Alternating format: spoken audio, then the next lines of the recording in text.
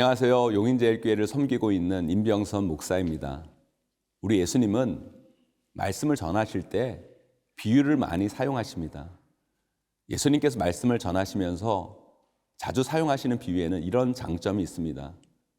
첫째는 청중들이 쉽고 가깝게 그 말씀을 이해할 수 있다는 것이고, 둘째는 예수님이 앞으로 하시고자 하시는 사역을 드러내지 않으시고 사람들에게 잘 보여줄 수 있다는 장점이 있습니다. 그래서 우리 예수님은 비유로 많이 말씀하십니다. 오늘 우리에게 주시는 말씀 누가복음 20장 9절에서 19절 말씀입니다. 누가복음 20장 9절에서 19절 말씀입니다. 그가 또 이 비유로 백성에게 말씀하시기 시작하시니라. 한 사람이 포도원을 만들어 농부들에게 새로 주고 타국에 가서 오래 있다가 때가 이르매 포도원 소출 얼마를 바치게 하려고 한 종을 농부들에게 보내니 농부들이 종을 몹시 때리고 거저 보내었거늘 다시 다른 종을 보내니 그도 몹시 때리고 능욕하고 거저 보내었거늘 다시 세 번째 종을 보내니 이 종도 상하게 하고 내쫓은지라. 포도원 주인이 이르되 어찌할까 내 사랑하는 아들을 보내리니 그들이 혹 그는 존대하리라 하였더니 농부들이 그를 보고 서로 의논하여 이르되 이는 상속자니 죽이고 그 유산을 우리의 것으로 만들자 하고 포도원 밖에 내쫓아 죽였느니라. 그런즉 포도원 주인이 이 사람들을 어떻게 하겠느냐? 와서 그 농부들을 진멸하고 포도원을 다른 사람들에게 주리라 하시니 사람들이 듣고 이르되 그렇게 되지 말아지이다 하거늘 그들을 보시며 이르시되 그러면 기록된 바 건축자들의 버린 돌이 모퉁이의 머릿돌이 되었느니라 함이 어찌미냐? 무릇 이 돌 위에 떨어지는 자는 깨어지겠고 이 돌이 사람 위에 떨어지면 그를 가루로 만들어 흩으리라 하시니라. 서기관들과 대제사장들이 예수의 이 비유는 자기들을 가리켜 말씀하심인 줄을 알고 즉시 잡고자 하되 백성을 두려워하더라.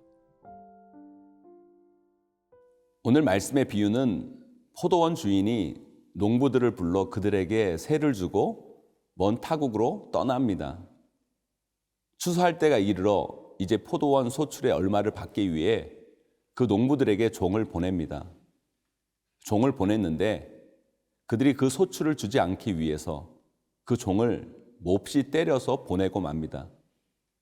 다시 다른 종을 보냈음에도 불구하고 동일하게 그 종을 몹시 때리고 능욕하여 다시 돌려보냅니다. 세 번째 종도 마찬가지 일을 당하고 돌아오고 맙니다. 주인은 생각합니다. 내가 종을 보내서 그들을 업신여겨 그런 일을 했을 거다 생각하고 자신의 사랑하는 아들을 그 농부에게 보냅니다. 그들이 주인의 아들만큼은 존대하고 소중히 여겨 소출을 보낼 것이라고 생각하고 아들을 보내 소출을 받아오려고 한 것입니다. 그런데 이번에는 종들을 보낼 때보다 더 심한 일이 일어납니다. 이번에는 그 주인의 모든 것을 상속받을 그 아들에 대해서 그 아들이 없으면 이 포도원을 얻을 것이라는 착각 속에서 그 아들을 포도원 밖으로 내쫓아 죽이는 일을 벌입니다. 이것이 오늘 비유의 내용입니다. 비유에는 상징이 있습니다. 이 상징을 잘 매칭할 때 우리는 비유를 잘 이해하고 적용하게 됩니다. 오늘 비유에서 포도원 주인은 하나님을 상징합니다. 농부들은 그 당시 종교 지도자들을 의미합니다. 그리고 포도원 주인이 보낸 종들은 세례 요한과 같은 선지자를 상징하고 주인의 사랑하는 아들은 바로 우리 예수님을 상징합니다. 그 당시 종교 지도자들은 하나님께서 맡기신 영혼들을 섬기며 하나님 나라를 이루는 사람들이어야 합니다. 그러나 그들에게는 하나님께서 맡기신 영혼이나 하나님 나라에는 전혀 관심이 없고 오직 자신의 유익과 욕심에 눈이 어두워 그들의 사명을 잃어버립니다. 그런 그들을 향해 그들의 사명을 일깨워줄 선지자들을 보내서 그들을 깨우치고 회개케 하려고 하지만 그들의 강박한 마음은 전혀 변함이 없고 오히려 그 선지자들을 박해하고 핍박하는 짓을 합니다. 그런 모습을 안타까이 여긴 하나님께서 이번에는 하나님의 아들 예수 그리스도를 이 땅 가운데 보내셔서 그들을 깨우치고 그 땅을 회복시키고자 하십니다. 그러나 그들은 그 아들 예수 그리스도를 십자가에 못 박고 죽이는 일을 서슴지 않습니다. 예수님은 지금 그 당시 종교 지도자들이 하는 일들이 이런 것임을 알려주기 위해서 비유로 오늘 말씀을 하신 것입니다.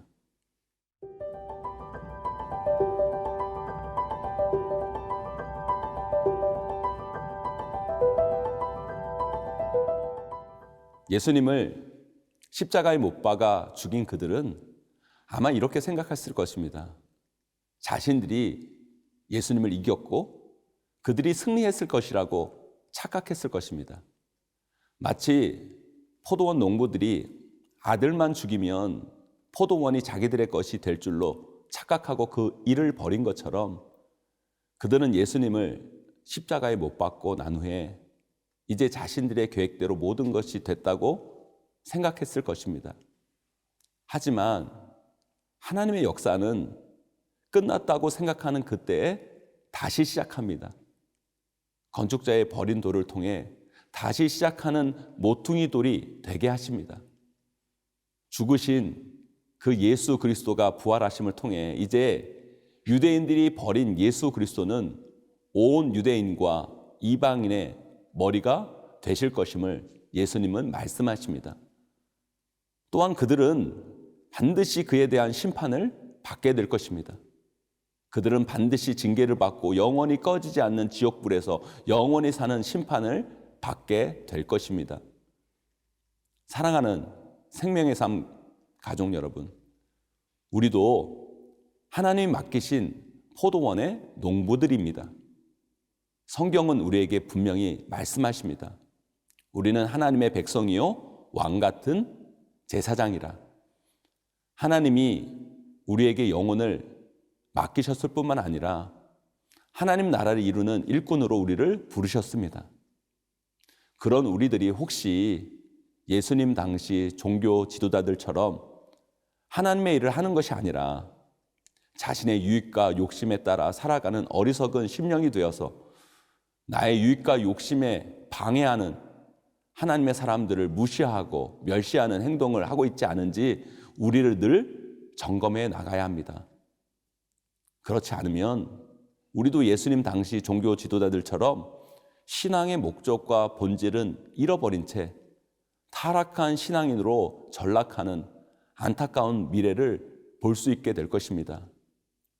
사랑하는 생명의 삶 가족 여러분, 우리가 오늘 말씀을 읽고 새벽 기도를 하고 큐티를 하는 것은 바로 우리를 늘 말씀 앞에 세우는 일을 하는 것입니다.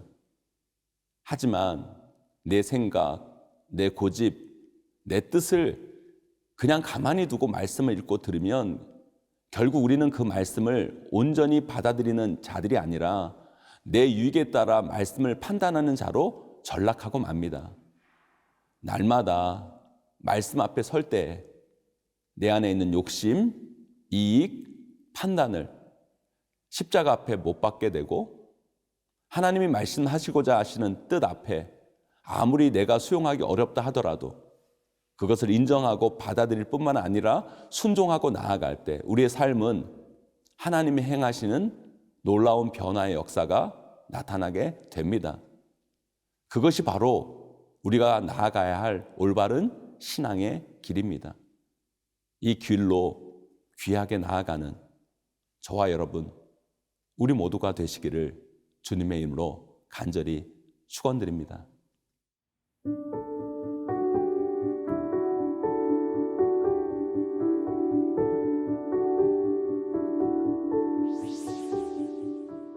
사랑의 하나님 감사합니다. 예수님 당시 종교 지도자들처럼 자신의 유익과 욕심을 위해 예수님을 거부하고 그분을 떠나는 어리석은 신앙인들이 아니라 늘 하나님 나라와 맡겨진 영혼을 위해 충성하는 하나님의 귀한 농부로 살아가게 하여 주시옵소서.